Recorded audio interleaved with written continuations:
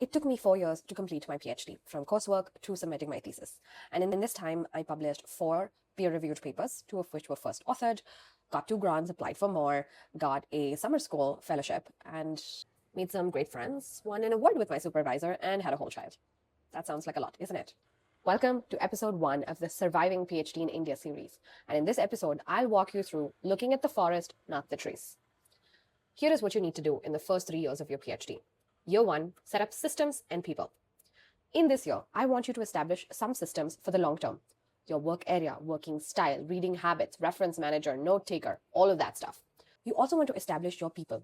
Get to know your supervisor, lab mates, course mates, peers, but also the people in your field. Who are the ones writing textbooks, the most cited journal articles, who gets invited to conference, key seminar notes? What are the associations that you can sign up so that you can get their newsletters in your inbox? What this year will set you up for is a foundation so that you can get to know your field and get yourself known in the field. Year 2, on the other hand, is about going long, not wide. This year is to reflect and refine. Whatever systems, people, literature you've played around with in the last year, this is the year to think about what has worked for you, what has not, and taking the first 3 months to just review your reading habits, tools that have helped, and abandon the ones that don't. By now, you must have an idea about what is the area you are submitting to or considering submitting to your proposal, and you need to get started with collecting data. You know who publishes in your area, what constructs you care about, what are some common methods and analysis tools that are used in this area. So use this year to experiment and pick the ones that speak to you and get messy. Conduct as many studies that you want, connect with peers so you're not doing everything on your own, and apply to grants and conferences in your field with preliminary findings or papers in progress. The goal isn't to get the grant, but to practice failing. The more you apply, the more you fail, the more you will actually get there. Because grants are not a game of skill, it is about timing and being able to sell your idea to someone who has very little time to evaluate it.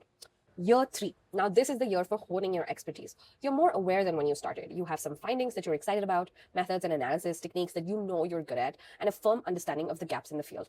This is the year to do the 20% that does 80% of the work. So, pitch and conduct studies that you know will work and contribute to your thesis. This is a wonderful time to also apply to summer or winter schools. Try out a big team science project or continue working on your grants. But by the second half of this year, you should really be thinking about switching to writing. Get the easy stuff out first, methods, results, discussion. What is the point that you want to make into your field? So circle back to the other chapters with your supervisor. PhD is a long game, and it requires patience, strategy, and foresight, not just subject knowledge. If you have unique tips from when you were starting out, leave it in the comments for others to learn from. I'll catch you in episode 2 of the series, where we discuss everything about reading right.